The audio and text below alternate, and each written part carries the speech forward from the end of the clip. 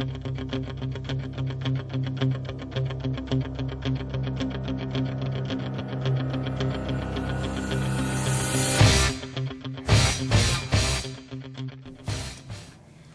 to Eye on the Tigers News. I'm Jolie Pilo. Thanks again for making us a part of your day for the news we've been following for you.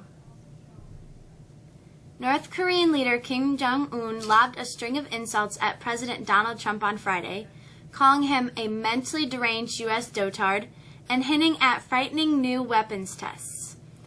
It was the first time for a North Korean leader to issue such a direct statement against a U.S. president, dramatically escalating the war of words between the former wartime foes and raising the international nuclear standoff to a new level. In a lengthy statement carried by state media, Kim said Trump would pay dearly for his recent threat to destroy North Korea. He also called Trump deranged and a rogue and a gangster fond of playing with fire. Survivors are still being pulled from rubble in Mexico City as rescue operations stretch into a fourth day Friday, spurring hope among desperate relatives gathered at the sites of buildings collapsed by a magnitude 7.1 earthquake. Mexico's federal police said several people were lifted out of the debris of two buildings Thursday. Rescuers removed or broke through slabs until they found cracks that allowed workers to wiggle through to reach the victims, then lift them to safety. The city government said 60 people in all had been rescued since the quake hit at midday Tuesday. In a historic first, the Marine Corps plans to assign a female officer to the infantry following her anticipated graduation from its grueling training program, service officials said Thursday. The woman is a lieutenant. She and her male colleagues in the infantry officer course completed an intensive combat exercise Wednesday at the Marines' rugged training facility in 29 Palms, California, the final graded requirement of the 13-week program. IOC, as it's known among Marines, is considered some of the military's toughest training. Typically, about 25% of students wash out. Uber's license to operate in London won't be renewed because its practices endanger public safety and security, the local regulators said Friday, in a blow to a company already facing big questions over its corporate culture.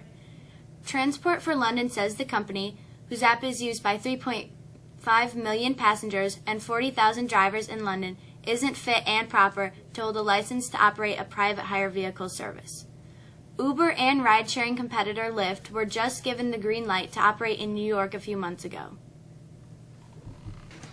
Saturday Night Live says it's kicking off its 43rd season September 30th with guest host Ryan Gosling and musical guest Jay-Z.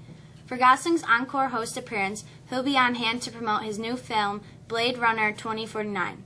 Jay-Z will be plugging a world tour that starts next month. On October 7th, Wonder Woman star Gal Gadot will be guest host with musical guest Sam Smith. The sunshine continues to dominate our weather. What about the weekend? Here's Ashley with our forecast. The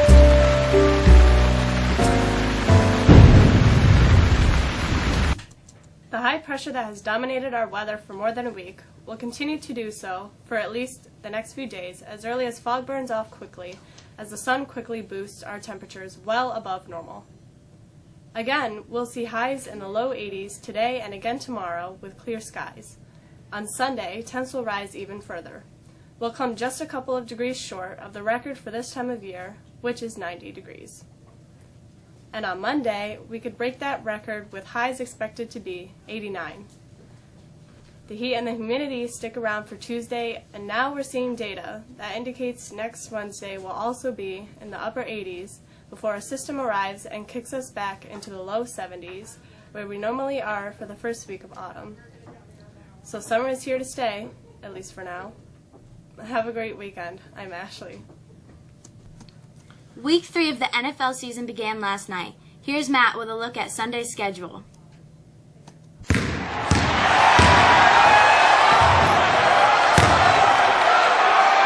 The Rams kicked off Week 3 in the NFL last night with a tight victory over the 49ers, 41-39.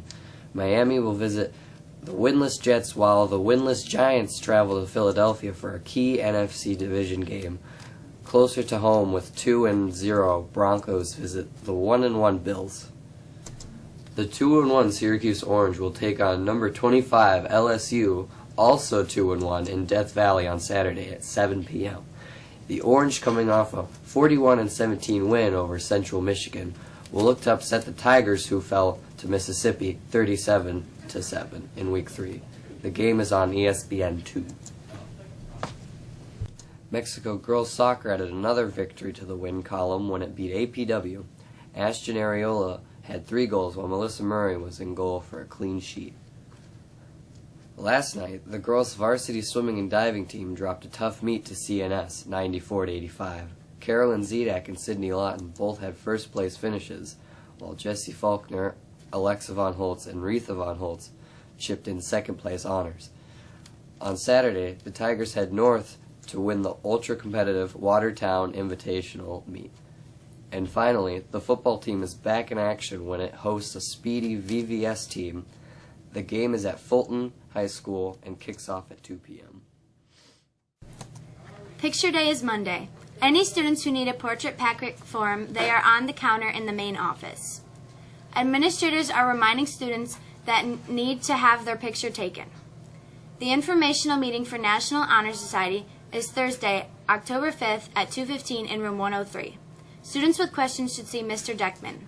And finally, the after-school program, ASAP, will start on October 2nd. Please report to the cafeteria for attendance. That's it for us this week. Thanks for joining us, and we hope you look for us again next Tuesday. For the staff of Eye on the Tigers, have a great weekend. I'm Jolie Pilo.